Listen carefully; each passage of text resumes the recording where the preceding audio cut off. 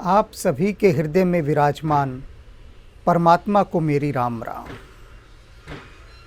बहुत कठिन है डगर पनघट की।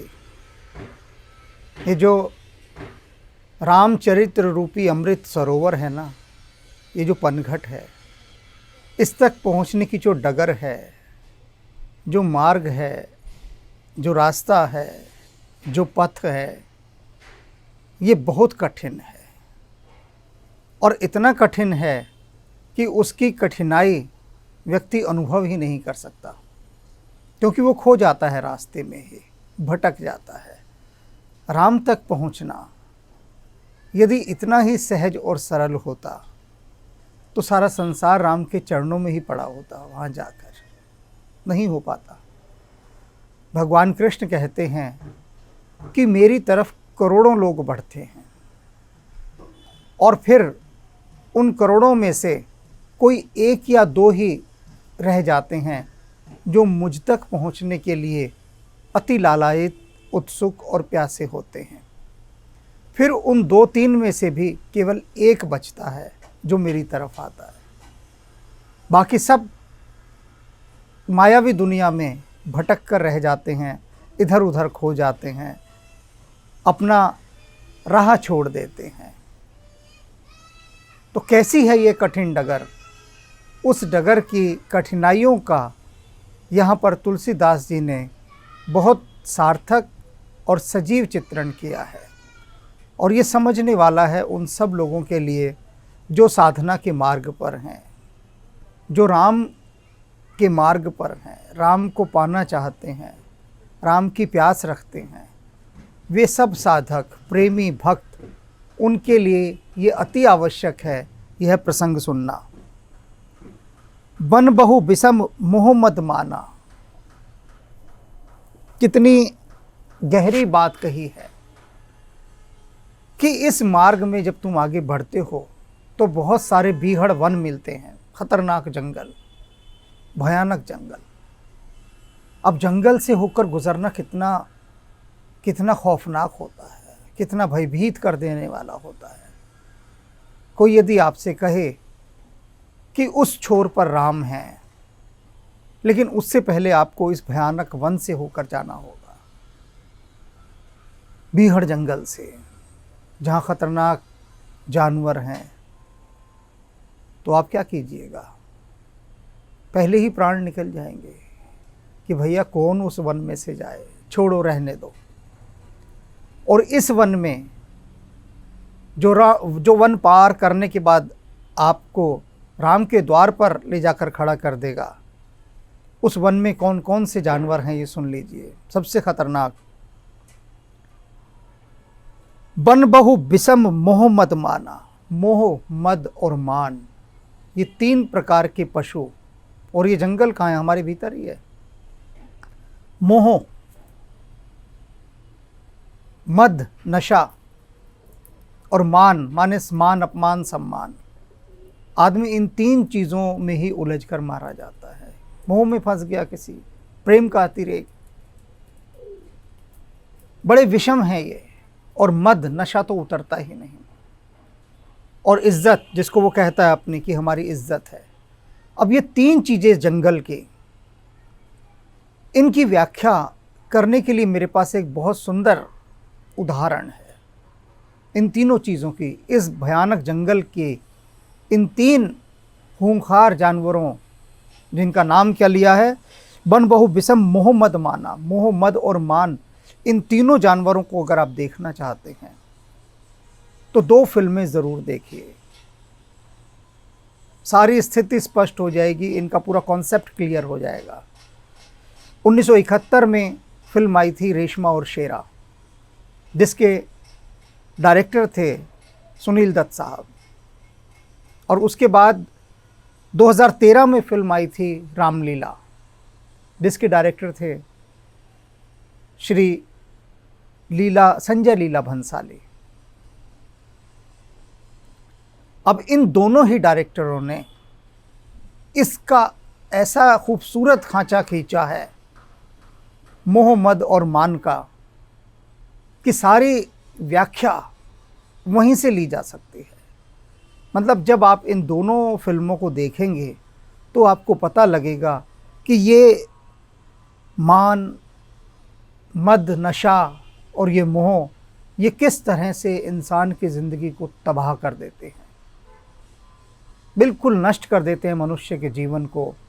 उसके जीवन का सारा सौंदर्य, सारा रस, सारा प्रेम, सब कुछ वो वाष्पीभूत कर देते हैं, फना कर देते हैं। तो बिल्कुल बिल्कुल देखिएगा ये दोनों फिल्म। अगर इन तीनों जानवरों की हकीकत जाननी है तो अब आगे क्या कहते हैं। अब यहाँ तो बोल दिया इन्होंने कि इस मार्ग में बहुत सारे जंगल हैं, और क्या है, नदियाँ भी हैं। लो भाई लो, अभी एक से मुसीबत छूटी नहीं थी कि नदियाँ और आ गई। आप सोच रहे होंगे ये तो बड़ा मुश्किल खेल है राम तक जाने का। नदीन कुतर्क भयंकर नाना, और कुतर्कों की भयंकर नदियां यहाँ भरी पड़ी हैं। कुतर्क, कुतर्क वो होता है जो आपके जहन को पूरी तरह से ख़राब कर देता है। आपकी जो मति होती वो मारी जाती, कहते हैं उसकी मत मारी गई थी क्या। तो ये कुतर्क के कारण, कुतर्क कहते हैं उस जिद को जो सच्चाई के विरुद्ध अपना ली गई हो। एक बात बिल्कुल सच है, सबको साफ दिखाई दे रही है, लेकिन उस सच को आप मानना ही नहीं चाह रहे, एक जिद पर अड़ गए कि हमें माननी ही नहीं है जिद। इसको कुतर्क कहते हैं, और फिर उसको लेकर बहस करें। अब कुतर्क को भी मैं एक उदाहरण के द्वारा समझाता हूँ, उदाहरण से बात अधिक स्पष्ट हो जाती है। ओशो अक्सर एक कथा सुनाते हैं, उनका एक पात्र है, तो कहते हैं वो जो व्यक्ति है उसे एक दिन ये वहम हो गया कि वह मर गया है। अब वो घर में सारा दिन ऐसा ही व्यवहार करे। शुरू शुरू में तो लोगों ने सोचा कि ऐसे ही कोई खेल कर रहा है, मजाक कर रहा है, लेकिन जब उसका व्यवहार बदला नहीं तो स्थिति बड़ी गंभीर हो गई। अब वो ये मानकर राजी ना हो कि वह जीवित है। सारे उपाय कर लिए, झाड़ फूंक वाले आ गए, पंडित पुजारी आ गए, बड़े बड़े विद्वान आ गए, सब ने समझा लिया, गांव के बुजुर्ग तक समझा गए, वो माने ही ना। वो कहे मैं तो मर चुका हूं। अब वो जिंदा है, अब वो कुतर्क कर रहा है कि मैं मर चुका हूं। उसको जो समझाए वो उससे उल्टा लॉजिक उसको दे दे। कुतर्क करने पे आ गया ना, हर एक को नकारता जाए, इनकार करता जाए। जब आप हर चीज़ को इनकार करने पर आ जाएं तो कुतर्क शुरू होता है, माने ही ना वो। तो किसी ने कहा भाई एक बहुत बड़ा मनोचिकित्सक है, उसके पास लेकर जाओ, बड़े से बड़ा, कहते हैं वो इसकी समस्या का हल कर देगा। उसने अच्छे अच्छों को ठीक किया है। लोग ले गए उसके पास। उस चिकित्सक ने सारी बातें सुनी उसके परिवार वालों की कि क्या क्या वो अभी तक उसको समझा चुके हैं। वो सारी बातें जानी उसने कि कौन कौन से तर्क उसको समझाने के लिए दिए जा चुके हैं, जिससे वह उन तर्कों को ना दोहराए। तो वह चिकित्सक यह जानकर हैरान हुआ कि सारे तर्क वो दिए जा सकते हैं जो इसको जिंदा साबित करें, वो सब इसको दिए जा चुके हैं, लेकिन इसने कोई तर्क नहीं माना। तो अब क्या करें। सोचता रहा, फिर उसे एक उपाय सूझा। उसने उस व्यक्ति से कहा कि अच्छा एक बात सुनो, तुम ये मानते हो कि तुम मर गए। उसने कहा हाँ बिल्कुल मानता हूँ, इसमें कोई शक ही नहीं है, ये सब लोग पागल है जो कह रहे हैं कि मैं जिंदा हूँ। तो चिकित्सक ने कहा अच्छा तो मरे हुए आदमी की कोई एक पहचान बताओ, तो कोई एक पहचान। भाई तुमने माना कि तुम मर चुके हो तो कुछ सोचकर ही तो माना होगा ना। वो सोच बताओ अपनी कि ऐसा होने से मान लिया जाता है कि यह व्यक्ति मर गया है। वो सोच बताओ, क्योंकि इससे पहले लोग सब उदाहरण दे चुके थे कि भाई तेरी सांस चल रही है, तेरा दिल धड़क रहा है, बाकी सब बातें समझा चुके थे। वो मानने को ही तैयार ना हो। तो अब उसी से चिकित्सक ने कहा कि इसी से पूछा जाए और इसको इसके ही जाल में फंसाया जाए। उस व्यक्ति ने बहुत सोचा और सोचने के बाद बोला कि देखो मरे हुए आदमी की एक पहचान होती है कि उसके खून नहीं निकलता। चिकित्सक बड़ा प्रसन्न हुआ, उसने कहा अच्छा अपना हाथ मेरी तरफ लाओ। उसने उसका हाथ पकड़ा और सुई लेकर उसकी उंगली में चुभा दी। सुई चुभाई तो खून निकलने लगा और चिकित्सक तो बहुत खुश कि देखो मैं सफल हुआ और अब ये आदमी फ़ौरन मान जाएगा कि हाँ मैं ज़िंदा हूँ। तो जैसे ही खून निकला उसकी उंगली से, चिकित्सक की आंखें चमकी और बोला देखा खून निकल रहा है ना तुम्हारी उंगली से, तो अब तो तुम मानोगे कि तुम जिंदा हो, मरे हुए नहीं हो, क्योंकि तुम्हारा ही तर्क मैंने तुमको दिया है। वो आदमी बोला नहीं, तुम्हारे विज्ञान की आज तक की थ्योरियां भी आप फेल हो चुकी हैं, इसका मतलब ये झूठ है, मरे हुए आदमी के भी खून निकलता है, ये मैं देख रहा हूं साफ। तो तुम्हारा विज्ञान सारा गलत साबित हुआ। इसे कुतर्क कहते हैं कि मानने को ही राजी ना हो, ये कुतर्क। अब आप सोच रहे होंगे तो फिर तर्क क्या होता है? तर्क भी होता है कि किसी सही चीज़ की बाबत यदि कोई एक जिज्ञासा करता है विनम्र, तो इसका भी एक उदाहरण दे देता हूँ कि अक्सर लोग कहते हैं कि सूरज छुपने के बाद घर में झाड़ू नहीं लगाने चाहिए, सफाई नहीं करनी चाहिए। तो ऐसे ही एक माँ अपने बेटे को समझा रही थी कि घर में सूर्यास्त के बाद बेटे झाड़ू वगैरह नहीं करनी चाहिए, तो कल करेंगे अब मत कर। तो वो पढ़ा लिखा बच्चा, उसने कहा कि क्यों, सूरज छुपने के बाद क्या हो जाता है? अब ये तर्क है, इसे तर्क कहते हैं। वो पूछ रहा है कि मुझे कारण बताओ कि क्यों नहीं करते सूरज छुपने के बाद। अब उसको कारण बता दिया जाए तो बात पूरी हो जाएगी, वो समझ जाएगा। अब माँ बोली ये मुझे नहीं मालूम, बस नहीं करते, हमारे बुजुर्ग कह गए हैं। अब इससे तो बच्चा सहमत नहीं हुआ। वो बोला बुजुर्ग कह गए हैं यही काफ़ी नहीं है, क्यों कह गए हैं ये तो बताओ। तो उसने कहा ये मैं नहीं जानती, तू अपने दादा से पूछ ले जाकर।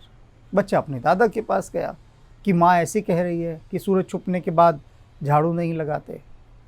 दादा बोला हाँ बेटा, ये हमारे समय से ये मान्यता चली आ रही है कि सूरज छुपने के बाद घर में झाड़ू नहीं लगाते। तो बच्चे ने कहा पर कारण क्या है, आप ये तो बताओ, मान्यता के पीछे कुछ कारण तो होगा।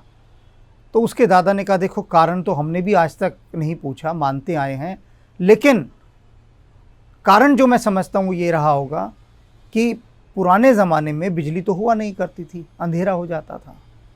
अब जब अंधेरा हो जाता था, अंधेरे के बाद आप घर में अगर झाड़ू लगाएंगे तो घर में आकर आपका कोई कीमती सामान गिर गया है भूल चूक से, तो वो भी झाड़ू में कूड़े के साथ इकट्ठा होकर बाहर चला जाएगा। अब उस बेटे के तर्क का उत्तर दादा ने अपनी इस बात से दिया और बेटा संतुष्ट हो गया, उनका पोता, कि हाँ बात तो दादाजी आप ठीक कह रहे हैं कि उस समय ऐसा हुआ करता था। तो उस समय के हिसाब से ये कहावतें चली आई, लगातार चलती आई, और आज बिजली का आविष्कार भी हो गया है तो भी वो कहावतें भी जारी हैं। और बेटे को उसका पूरा एक विस्तृत जानकारी उसकी प्राप्त हो गई, एक पूरा कॉन्सेप्ट उसके सामने क्लियर हो गया। तो वो समझ गया दोनों चीज़ें, पहले की भी और अब की। तो तर्क का उत्तर जब आप दूसरे तर्क से देते हैं और आपका तर्क यदि विनम्र है तो वह समझ जाता है। लेकिन राम के मार्ग पर यहाँ पर कुतर्क इतने हैं, लोग इतने तरह के कुतर्कों में उलझे हुए हैं, जिद पकड़े हुए हैं, कि जिसके कारण वो उन्हीं कुतर्कों के अंदर उलझ कर रह जाते हैं और जो वास्तविक है यात्रा वो खो जाती है। कुतर्क माने बेकार की लड़ाई। अब आपको कहीं जाना है, दफ्तर जाना है, आप रास्ते में किसी से लड़ने बैठ जाएं तो आपका दफ्तर जाना तो छूट जाएगा ना, बहुत देर हो जाएगी। तो इसीलिए जीवन में कुतर्क को लेकर ना बढ़ें आगे। जिन्हें श्रद्धा संबल नहीं। अब क्या है, तुलसीदास जी कह रहे हैं कि आप सफ़र पर निकले हैं, राम चरित्र के उस सरोवर तक पहुंचने के लिए, तीर्थ यात्रा के लिए आप जाते हैं ना, बहुत सारे गंगा नदी में जाने स्नान करने, तो सफ़र करते हैं ना, यात्रा करते हैं। अब यात्रा में इन्होंने पहले बता दिया कि बहुत सारे वन हैं भयानक, उनमें जानवर हैं, कुतर्क की नदियां हैं, तो अब कहते हैं रास्ते के लिए आपको जेब खर्च तो चाहिए ना, जा रहे हैं वहाँ पर तो जेब खर्च के बिना तो जा ही नहीं सकते, पैसा तो हर जगह चाहिए। तो इस रास्ते के लिए भी पैसा चाहिए। अब यहाँ का पैसा दूसरा है, यहाँ की करेंसी दूसरी है इस रूहानी रास्ते की। वो करेंसी क्या है? जे श्रद्धा संबल रहित नहीं संतन कर साथ, तिन्हें कहूँ मानस अगम अति जिन्हें न प्रिय रघुनाथ। कहते हैं यहाँ की जो संपत्ति है, जो करेंसी है, जो नोट हैं, वो है श्रद्धा। जे श्रद्धा संबल रहित, जिनके पास श्रद्धा रूपी जेब खर्च नहीं है, वे इस रास्ते पर नहीं बढ़ सकते, वहीं भूखे प्यासे मर जाएंगे, रह जाएंगे। सोचिए आपको यहाँ से किसी यात्रा पर जाना है और आपके पास एक पैसा नहीं जेब में, यात्रा कैसे कीजिएगा? पैदल ही करनी पड़ेगी।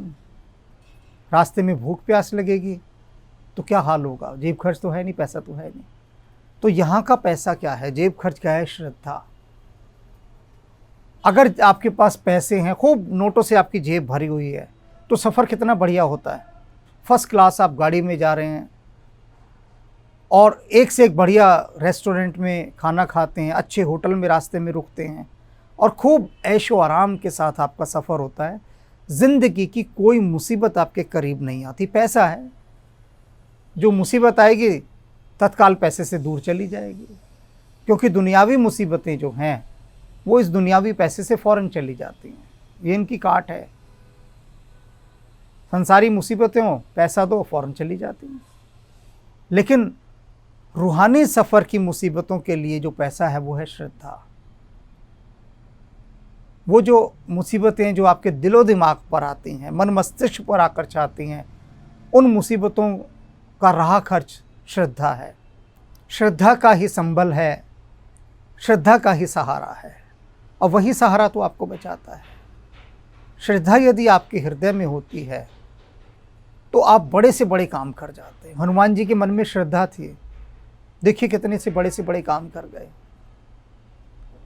सागर लांघ गए, लंका जला दी, सीता जी की सुध लाए, अहिरावण को मारा, संजीवनी बूटी ले आए, पूरा पर्वत ही उठा कर ले आए। कैसे कैसे कार्य, असाध्य कार्य नहीं साध दिए, और कहीं हनुमान जी के मन में संदेह का बीज नहीं, नाम मात्र का संदेह नहीं। श्रद्धा का अर्थ होता है कि संदेह का ना होना। जहाँ श्रद्धा हो वहाँ संदेह हो ही नहीं सकता, और जहाँ संदेह हो समझ लीजिए कि श्रद्धा कभी हुई ही नहीं थी। इस बात को भी मैं आगे समझाऊंगा। नहीं संतन कर साथ, और उसके बाद संतों का साथ नहीं है जिसके पास। राम को पाने की यात्रा में गए हैं, न श्रद्धा का जेब खर्च है, न संतों का साथ है। संत क्या है? मार्गदर्शक, जो आपको राह दिखाएंगे।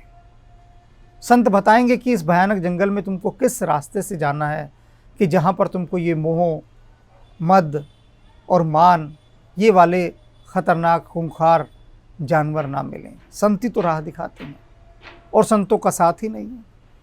आपकी खतरनाक सफ़र में अगर कोई गाइड आपके साथ हो तो आपको सारी मुसीबतों से बचाता हुआ निकल जाता है। संत क्या हैं? संत वो गाइड हैं, और उनके पास संतों का भी साथ नहीं है। ऐसे अभागे लोग। तिन्हें कहूँ मानस अगम अति जिन्हें न प्रिय रघुनाथ। और कहते हैं उनके लिए ये जो मानस है, रामचरितमानस, बहुत ही दुर्लभ ग्रंथ है। वे इसे कभी नहीं समझ पाएंगे कि जिनको रघुनाथ, जिनको भगवान राम प्रिय ही नहीं लगते, जो राम से प्रीति ही नहीं जोड़ते, उनको तिन्हें कहूँ मानस अगम, अगम माने जहाँ पहुँचा नहीं जा सकता, उनके लिए तो रामचरितमानस, भगवान राम का चरित्र बहुत अगम है, दुर्गम है, हिमालय की खड़ी चढ़ाई है। वे वहाँ तक पहुँच ही नहीं सकते जिन्हें न प्रिय रघुनाथ, और जिनको रघुनाथ प्रिय नहीं। अब कुतर्क क्या होता है? एक व्यक्ति ने मुझसे कहा कि मैं और मेरा परिवार, हम राम को बहुत मानते थे। फिर मैं एक गुरु के संपर्क में आया, और वो गुरु तो राम की बहुत निंदा करते हैं। कई जगह उन्होंने अपने प्रवचनों में राम की बड़ी निंदा की।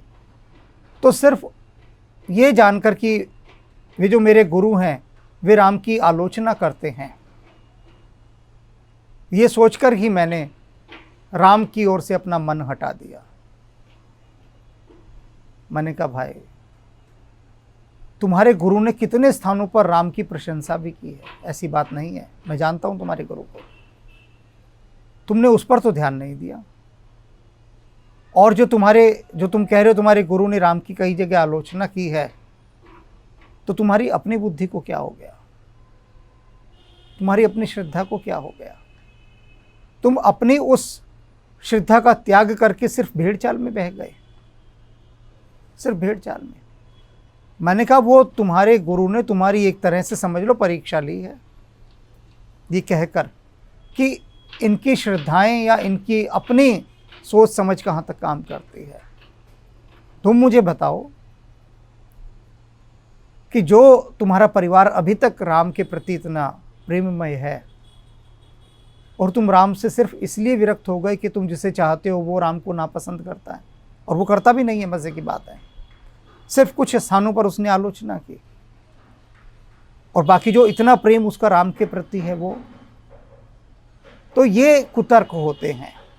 और जिनके जीवन में संतों का साथ नहीं, पता है कि बहुत सारी चीज़ें आकर हमारी श्रद्धा को डगमगाने का प्रयास करती हैं, मन में घर कर जाती हूँ, तत्काल श्रद्धा को तोड़ डालती हैं। क्योंकि श्रद्धा एक कच्चे घड़े के समान है, धीरे धीरे पकती है वो, और जब घड़ा पक्का हो जाता है तब उसमें जल ठहरता है। उससे पहले कच्चे घड़े पर संदेह की एक बूंद भी गिर जाए तो वो उसे नष्ट कर डालती है। इसलिए अपनी श्रद्धा के पकने तक उसे किसी को छूने नहीं देना चाहिए। रामकृष्ण परमहंस कहते हैं कि जो श्रद्धा का जो पौधा है ना, अंकुर है, उसे बहुत बचा कर रखना पड़ता है। जैसे कि एक पौधा समझ लो, वो श्रद्धा का पौधा है। अब उस श्रद्धा के पौधे की अगर आपने अच्छे से रक्षा की, खूब बड़ा किया और वो एक बड़ा पेड़ बन गया, तो रामकृष्ण परमहंस कहते हैं उस बड़ा पेड़ हो जाने के बाद उसके तने से आप संदेह के जितने मर्जी हाथी बांध दो, उस पेड़ का कुछ नहीं बिगड़ेगा। कहते हैं फिर बल्कि उस श्रद्धा के पेड़ के तने से बांधने के लिए संदेह के हाथियों को काबू किया जाता है, बांध दिया जाता है। हाथी को आप कैसे बांधेंगे? रस्सी बांध दी, ठीक है, जंजीर बांध दी। अब जंजीर और रस्सी को किससे बांधेंगे आप? तो पेड़ का एक बड़ा तना ढूंढते हैं हम, जिससे कि उस हाथी की रस्सी को बांध सकें। तो तुलसीदास जी कहते हैं कि इसी प्रकार से हमें अपने उस श्रद्धा की रक्षा करनी चाहिए। श्रद्धा का वो पौधा जब वृक्ष बन जाए तब उससे बड़े से बड़े हाथियों को बांध दो, चाहे कितनी संदेह आए, आपकी श्रद्धा को कुछ अंतर नहीं पड़ेगा, फर्क नहीं पड़ेगा। तो श्रद्धा की रक्षा भी आवश्यक है, जो लोग नहीं कर पाते। मैं अब दूसरा उदाहरण देता हूँ श्रद्धा की रक्षा ना कर पाने वाला, कि अनेक लोग मेरे संपर्क में आए, और उस समय में आए कुछ लोग जो जीवन के बड़े मुश्किल दौर से गुजर रहे थे, बहुत दुख, परेशानी, चिंता, कठिनाई, और वो आकर रोते थे मेरे सामने कि आप हमारे कष्ट दूर कर दो, ये जो मुसीबतें आई हैं। मैं कहता था भाई मैं कौन होता हूँ करने वाला, मैं एक साधारण मनुष्य। वो, उनका परिवार, सभी हाथ जोड़े खड़े रहते थे कि आप तो हमारे लिए भगवान हैं, और बड़े बड़े डायलॉग्स जो होते थे वो बोलते थे कि भगवान के बाद कोई हैं तो आप ही हैं, हाथ जोड़े खड़े रहना कि आप हमारे कष्टों को दूर कर दें। अब इतनी प्रार्थना जब कोई करे और मैं तो कुछ कर नहीं सकता, तो मैंने कहा मैं क्या कर सकता हूँ? उन्होंने कहा कि आप हमारे लिए भगवान से कह दीजिए। मैंने कहा अच्छा कह देते हैं, चलो। तो मैंने सच्चे हृदय से प्रार्थना के समय भगवान से यही कहा कि मेरे पुण्य का एक अंश लेकर ये जो कह रहे हैं इनकी बात सुन लो, यदि आपको उचित लगे तो इनके कष्टों को दूर कर दो, ये आपको सोचना है। पर मैं ये हृदय से प्रार्थना कर रहा हूँ और अपने पुण्य का एक अंश दे रहा हूँ। और तत्काल वो प्रार्थना सुन ली भगवान ने, उनकी एप्लीकेशन पर साइन कर दिए राम जी ने, उनके हस्ताक्षर हो गए, उनके दुख कष्ट दूर हो गए, उन्होंने जो चाहा था अपने मन में उनको वो मिल गया, उनकी जो मन की प्यास थी, गहरी प्यास, वो पूरी हो गई। और जैसे ही वो प्यास उनकी पूरी हुई, तत्काल ही वो मुझे छोड़कर चले गए। उसके बाद अब वो ना मुझसे संपर्क करते हैं, ना मेरा फ़ोन उठाते हैं, आना तो बहुत दूर की बात, कंप्लीटली डिस्कनेक्ट हो गए, क्योंकि मन की प्यास तो पूरी हो गई, मनोकामना पूरी हो गई। तो मेरी पत्नी ने पूछा कि ऐसा वो कैसे कर सकते हैं? कल तक तो उनका पूरा परिवार आपके सामने हाथ बांधे खड़ा रहता था, और आपको भगवान से भी ऊपर कहते थे वे लोग कि आप फरिश्ते हैं, और क्या क्या मैंने कहा ना, डायलॉग्स बोलते थे। तो मैंने कहा देखो, मैं कुछ भी नहीं हूँ, बहुत साधारण सा व्यक्ति हूँ। सुग्रीव भगवान राम के साथ रहे, उनके पैरों में गिर के गिड़गिड़ाते थे, रोते थे कि मेरी पत्नी को छीन लिया, मेरा राज्य छीन लिया, हे प्रभु मुझ पर दया करो, कृपा करो। और भगवान राम ने उसको उसका सब कुछ दे दिया जो उसका मनोवांछित था, सारी मनोकामनाएं पूरी कर दी। और पूरी करने के बाद वो राम को फौरन भूल गया। कौन राम, कैसा राम, अपना मतलब निकल गया। अब क्या मतलब राम से, क्या लेना देना राम से, भूल गया था ना। मैंने कहा वो तो भगवान राम थे, मैं तो कुछ भी नहीं हूं, उनके पैर की धूल के कण का भी मैल नहीं हूं मैं तो। और लोग भगवान राम को छोड़कर चले गए। बताओ, जो राम के साथ रहा हमेशा, राम का कितना प्रेम पाया, खुद राम भगवान जिसके साथ हों, वो भूल गया राम को जाकर। मेरी पत्नी ने कहा भूल गए तो वो वापस भी तो आ गए थे। मैंने कहा नहीं, आए नहीं थे, भय भगवान राम का। भगवान राम कहते हैं कि मैं वचन भंग करने वाले को क्षमा नहीं करता। सुग्रीव ने वचन भंग किया है, मित्रद्रोह किया है, मित्रता में उसने खोट पैदा किया है, तो वो क्षमा नहीं किया जा सकता। और भगवान राम तो सर्वसमर्थ थे, उन्होंने भेजा लक्ष्मण जी को, और लक्ष्मण जी ने उससे जाके एक ही बात कही कि सुन, भगवान राम ने कहलवाया है कि जिस मार्ग से वाली गया था वो मार्ग अभी बंद नहीं हुआ है। बस ये एक इशारा ही काफ़ी था, ये एक धमकी ही काफ़ी थी। इस चेतावनी से ही वो कांप उठा। लेकिन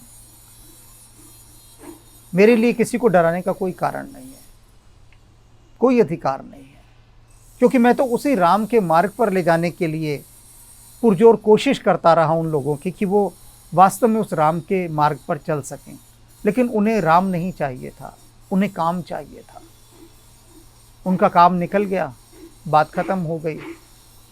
तो राम जी को जब लोग छोड़ सकते हैं अपने संदेहों के चलते, मोहों के चलते, मद के चलते, नशे के चलते, सुग्रीव छोड़ गया ना, देखो कैसे।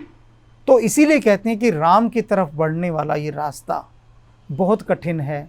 इस कठिन रास्ते पर आपकी श्रद्धा को तोड़ने के लिए न जाने कितने संदेह आपके मन में आएंगे। ज़रा ज़रा से संदेह आएंगे और आपकी श्रद्धा को फौरन कुचल कर आगे बढ़ जाएंगे, और आप देखते रह जाएंगे, आपको समझ में भी नहीं आएगा कि क्या हुआ, और ये जो शैतानी ताकतें हैं वो किस तरह से आपके दिल के अंदर जहर घोल कर चली गई। तो खबरदार रहिए इन जहरों से, और संतों का संग करते रहिए, राम में प्रीति लगाते रहिए। और राम में प्रीति रहेगी तो ही आप इन विषय वासनाओं से बच पाएंगे, संदेहों से बच पाएंगे। सप्त प्रबंध सुभंग सोपाना, ज्ञान नयन निरखत मन माना। रघुपति महिमा अगुण आबादा, बरनब सोई बर बारी अगादा। राम सिय जस सलिल सुदासम, उपमा बीच बिलास मनोरम। पुरैनि सगन चारु चौपाई, जुगति मंजू मनि सीप सुहाई।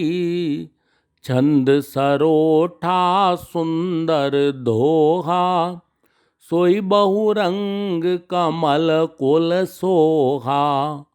अर्थ अनूप सुभाव सुभासा, सोई पराग मकरंद सुबासा।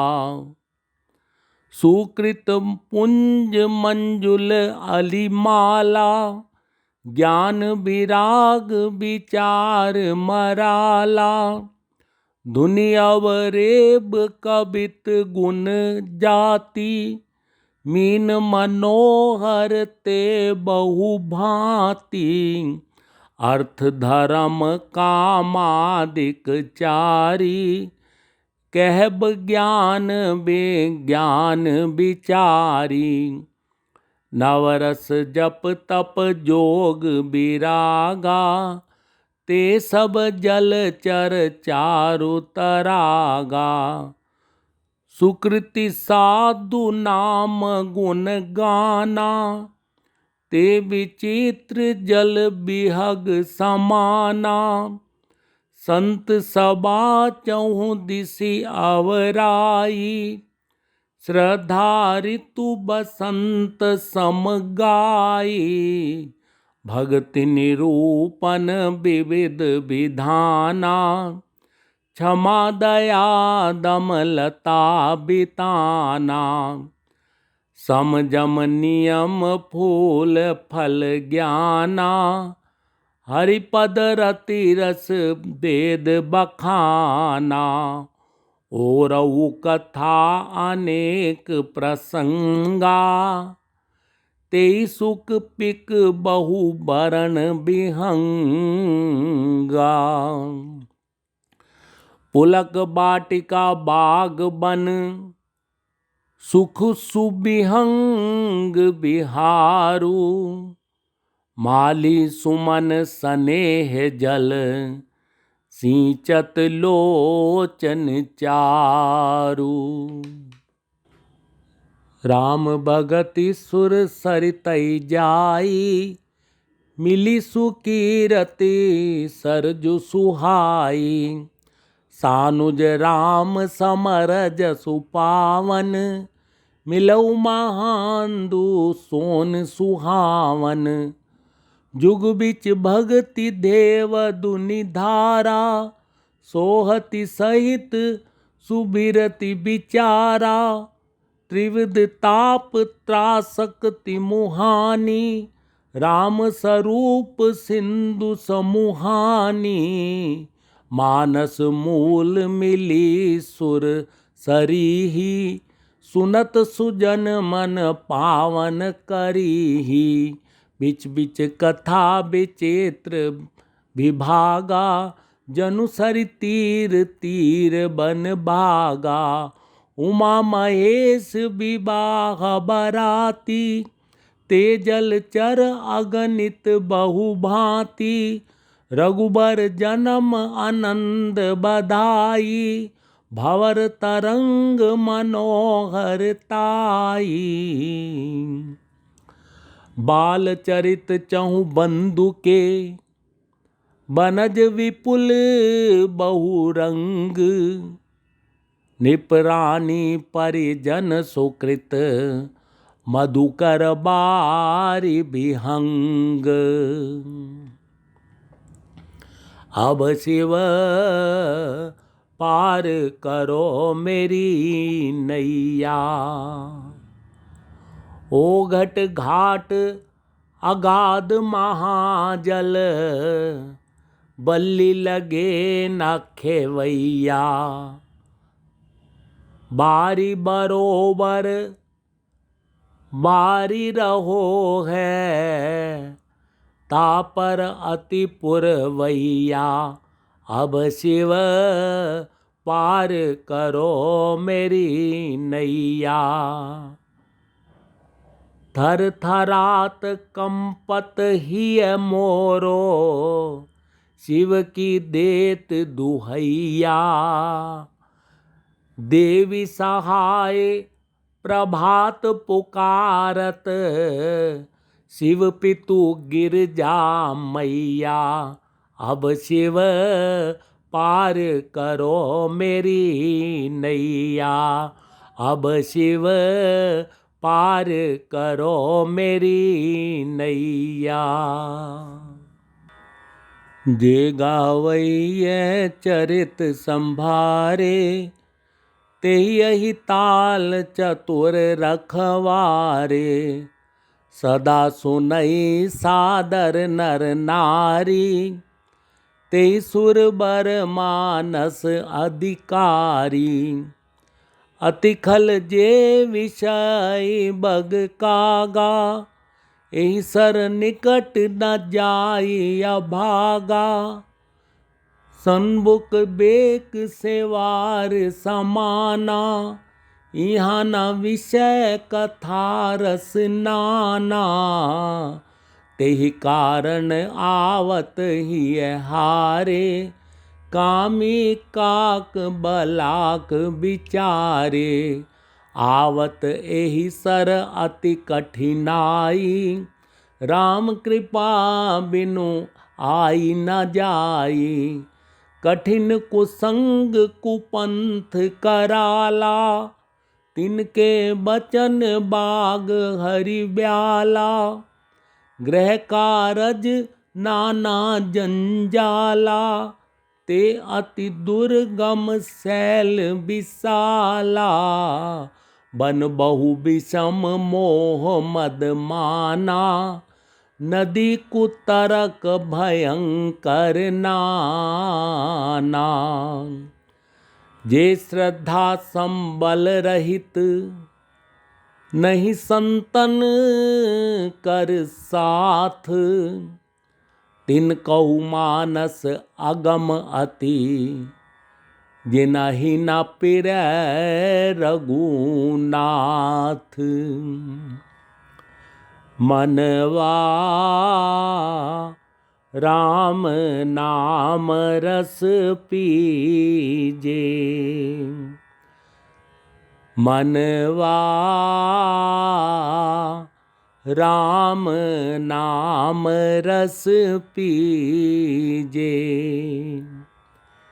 राम नाम रस पीजे मनवा, राम नाम रस पीजे। राम नाम रस पीजे। मनवा राम नाम रस पीजे।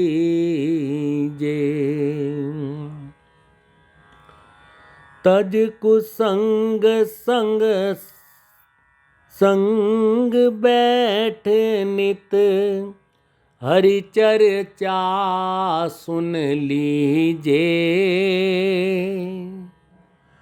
तज कुसंग सतसंग बैठ नित, हरि चर्चा सुन लीजे।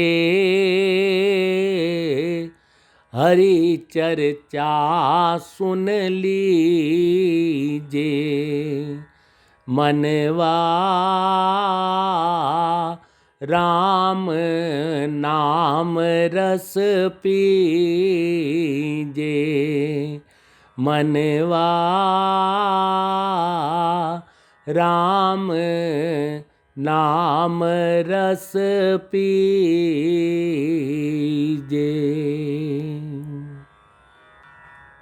जो कर कष्ट जाई पुनि कोई, जातई नींद जुड़ाई होई। जड़ता जार विषम और लागा, गयो न जन पाव अभागा।